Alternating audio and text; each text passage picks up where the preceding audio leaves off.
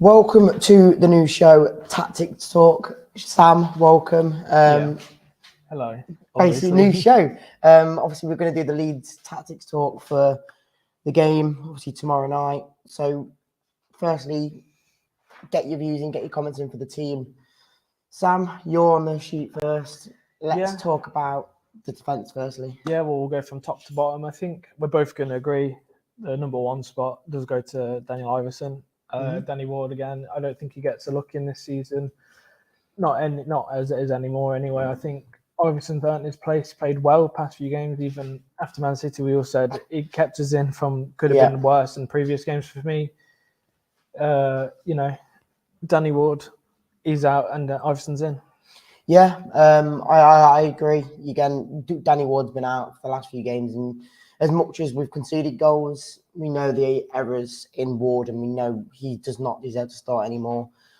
Going into the new season, does Iverson get the first choice? Probably not, but again, it's good to have competition. For me, Danny Ward deserves his place to be gone, period. It wouldn't be the worst thing to bring in a new keeper. Iverson's, I think he's played well. Don't get me wrong, but it depends really on if we want to build this squad or if we're happy to keep him, depending on who we bring in. Because obviously we're going to bring in a lot of players, Reedy and Sam. I think we all know that, regardless of which league we're in. Hopefully it's Premier League. It's looking a bit brighter after the Wolves win. Yeah. So hopefully, I think Iverson could do a good job. I don't know if I'd risk it on him. For me, I would just bring in a brand new keeper that knows pretty much the league or you're not even, just someone that's new, but it depends on how much money budget we've got. Because we might think Iverson, maybe he's got 2 years left in his contract, he's doing pretty well, and we need to get other positions first. Yeah, and before we do move on to defence, I will say that Iverson has been on loan to Preston. He was their player of the season, was it last year? So we know he can do the Championship if the case was we did go down. I think if we got relegated, he'd be number one still. Yeah. But if we stayed up, I think that's a bit of... You'd want to improve areas to make sure you don't get into the same position we did this year.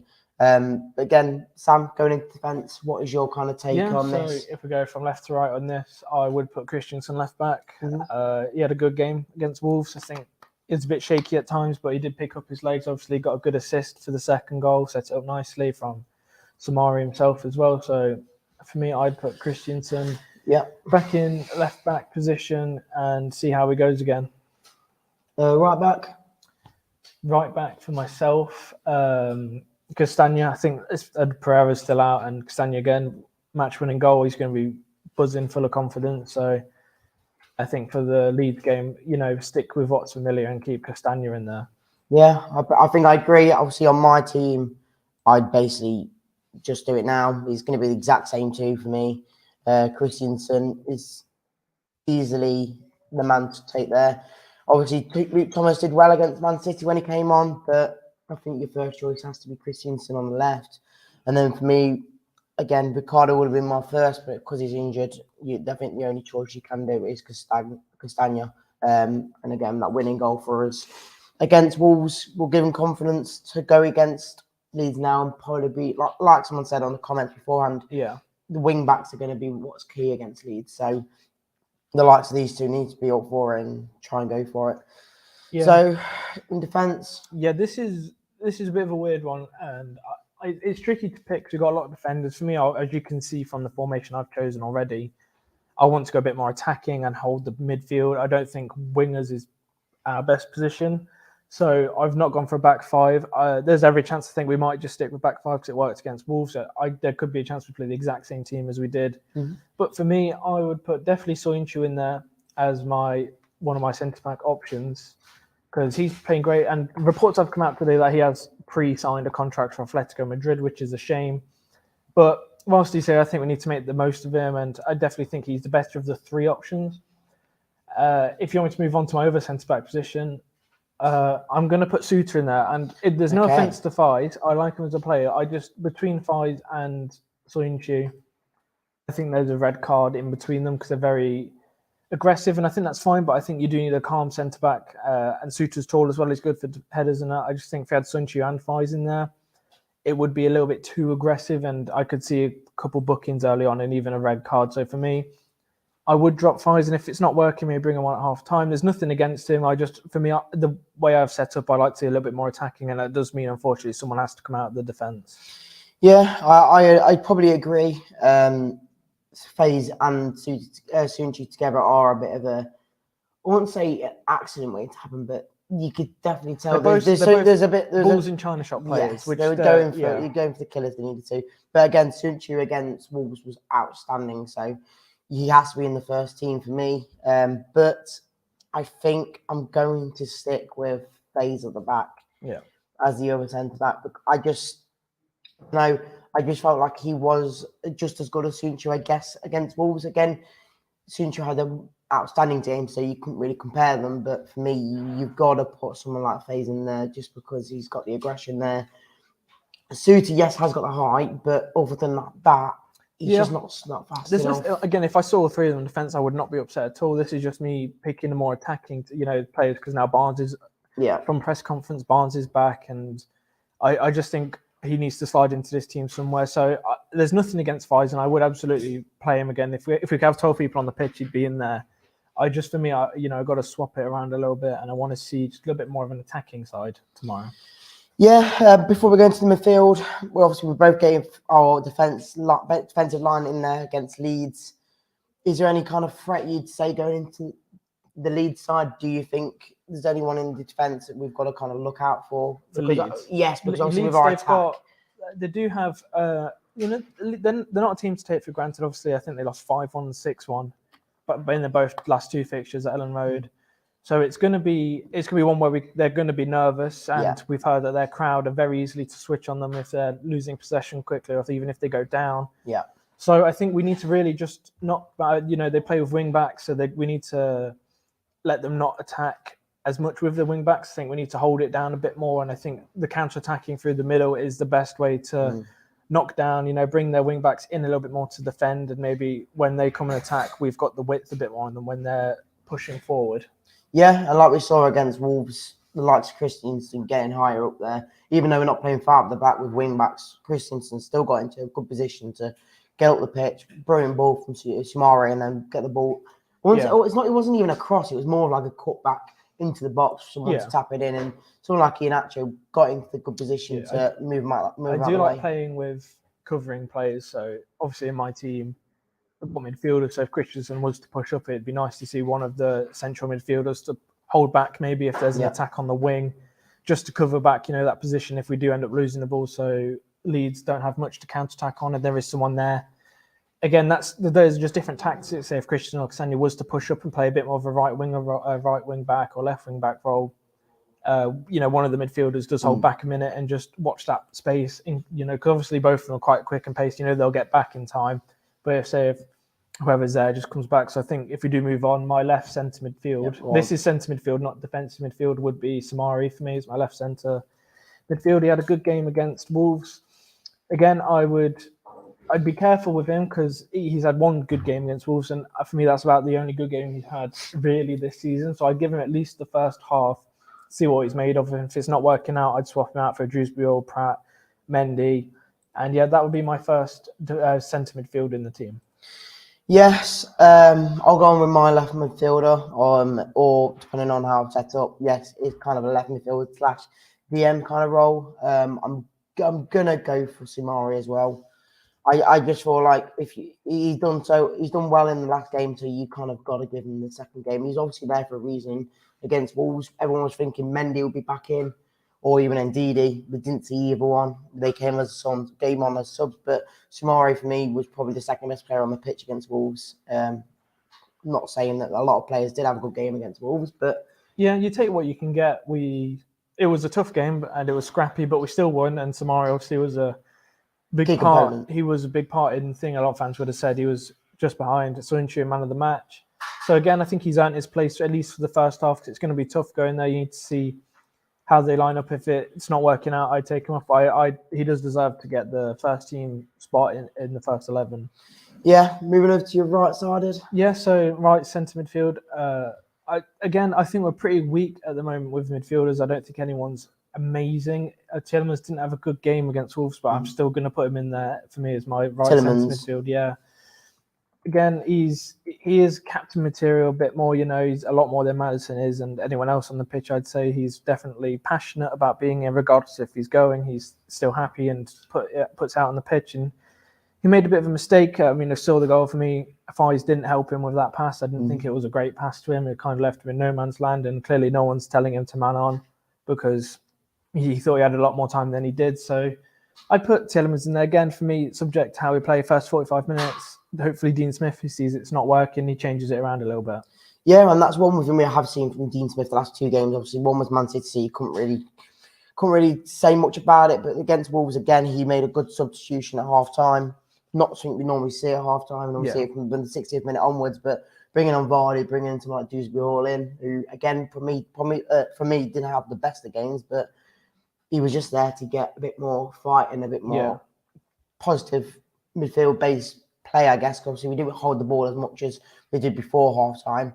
But the right side of midfielder for me, I'm gonna have to drop Yori, man. I'm gonna put Mendy in. I just feel like he's the one who puts the tackles in.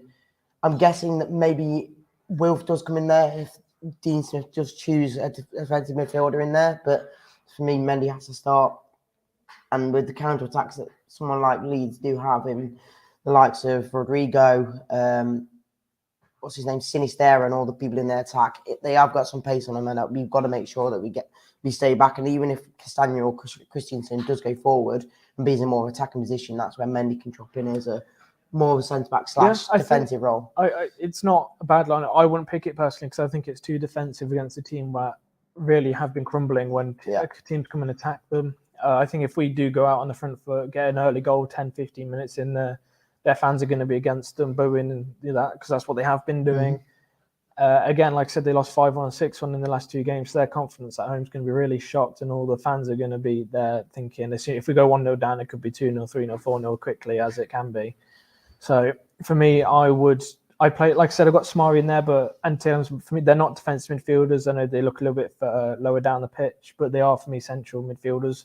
Both of them, I'd say Tielemans more of a holding one and Samari box to box, because again, that's how he was playing against Wolves, and that's how he looked best when you saw him attacking. And when he came back to defend, he rather than holding in the midfield and passing it around, he does look better when he's sprinting up with the ball or coming back to defend it. Yeah, I must admit, I get what you mean, and I prefer to be a bit more attacking, but I'm just being a bit more cautious on the side that because none of them 2 in your midfield are defensive at all, really, they're both more box to box or even more attacking. If you get past them 2, which for me, Yuri Tielemans got caught out so many times against Wolves, it came to the back line and I wouldn't mind Mendy being in there, being a defensive midfielder, but I wouldn't start in Diddy. I think again he's been a bit of a liability this season since his injury. He's not come in and done much. So if Mendy's in there again, I wouldn't be mad. But again, I do think the best way to go against Leeds would be to just put them on the back foot and attack them from the minute 1. Yeah. I don't think we're going to really talk about this next position much because I think we're both putting the main man in. I think we know who comes back into the team. Obviously, we won without him, but yeah, you already know who it is. He's walked back into the team after he's had a tummy bug, I believe, so he comes back in. Yeah, into our team. James Maddison, obviously in the midfield. He is a creative person. I think he will be the real standout. He'll want a massive performance. I think himself against Leeds. I think he'll want to come back raring after a big win. I think he's probably thinking, "Oh, it was a shame that I wasn't a part of that winning team," because he probably misses that feeling a bit more because it's been a while. So he's probably going to come in and think, "Why I want a bit of this myself." I did say at halftime that I was kind of glad he wasn't in the side.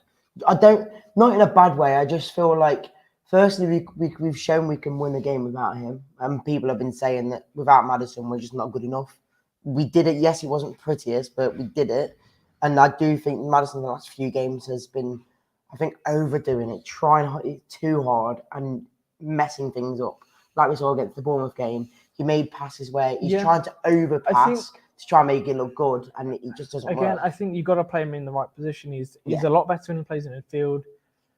Again, even since Rodgers left, we saw Bournemouth Villa. He wasn't in his usual position. He was playing, I think, first game he was a right winger against Villa. Again, he's not a right winger or a left winger. We saw him play left wing for England. It's just playing. He's a central attacking midfielder. It's not that hard to get your head wrapped around it. Play him in that position, and he'll give you an assist or a goal because he's done it all season. we've said the amount of times, why is Maddison on the wing? Then as soon as he gets put in the midfield, he creates a goal or he scores it himself. So for me, he has to go into the middle of the park. And again, I think he'll be wanting it this weekend, tomorrow even. Yeah, and when we us lot saw the lineup against Wolves, and I wouldn't say we were shocked that Maddison wasn't in there. Like, we saw the team, and because it was 4 attackers anyway, it was like we just didn't need him because we had enough attack out there to do it.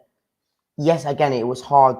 I think the game plan definitely changed because it was a last minute. Because he was out, yeah. Maddison, again, you just don't drop someone like Maddison, really. He is a season-defining player. He can determine whether we stay up or go down this season. And obviously, we did win without him. But if you ask me, I think if Maddison was in that team against Wolves, you could have seen him.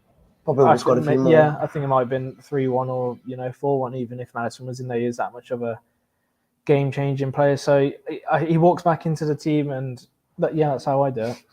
So into the attack, obviously we'll take the striker out last because we know we'll probably have different views on that. But wingers, does anyone stay in the team from last week? I think so. For me, I've got 3 up front. Again, it's quite lucid positions. On the left side, left forward / left winger, depending on how we're attacking. And for me, it's good to see because I've still got 4 at the back. Because it depends if they push out or push forward. They could easily cut in a lot more. So that again, that's left winger / left forward. It's a bit more of an open role rather than a set fixture. Again, if Barnes is fit, I've heard he is going to be fit. He goes back into. So you're putting Barnes in? Barnes as my left winger option. I'll be Barnes. There you go. Yeah, he's back into the side. For me, he gets back into the team quite easily. He's done quite a lot. He loves a goal against Leeds as well. So for me, I'd put him straight back in. Yeah, I'm going to go to mine first because I have a feeling you're going to have different to me. I'll go for my right winger first. I think as much as he didn't have the greatest of games, the way we're playing at the moment and the formation we've been set up from the last game, as much as we were playing with players out of position, like Kel in the 10 role, Tete for me still gave as much as he could. Yes, he didn't score. I don't think he assisted, but he got into positions where he's not normally been. So for me, Tete does come in on the right. I feel like he's the only one that can play on the right, and if we're not playing top front, that we've not seen. I wouldn't be upset if he was in a team. And again, Dean Smith, he knows that if it's not working, he'll change it at half time. So again, if Tete's in there, I wouldn't be upset. But again, he, as like a lot of the players, like Samari and even Tielemans, 45 minutes. If they're not doing anything, get them off. Yeah. So I understand Tete being in there. I disagree. For me, my right forward / right winger is going to be Daka again. I thought he played pretty well. For saying that was his first time as a right winger, he was quick, created some good chances.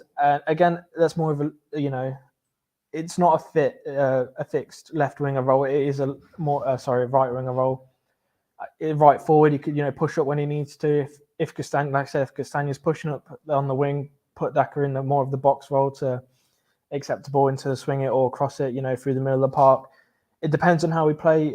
For me, Daka, he's got the pace to put himself in the right position, and if it's clearly going through the middle of the park, you put him in the box and try and slide it through to him. If it's out wide and that, put him out wide so he's got so there's a ball we can make, there's a move we can make different.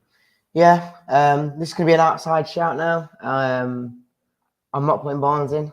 As much as he might be fit, his stats might show it. I'm gonna guess left wing. See, I know that I think your last two players will be Nacho and Daka. So yeah, Daka left wing. Daka left wing. I thought as much as he's not a left wing. Yes, we know that, but he was part of there for a reason against Wolves. I thought the chances he had was decent enough. Again, if he was more central, he probably would have put him away a bit more.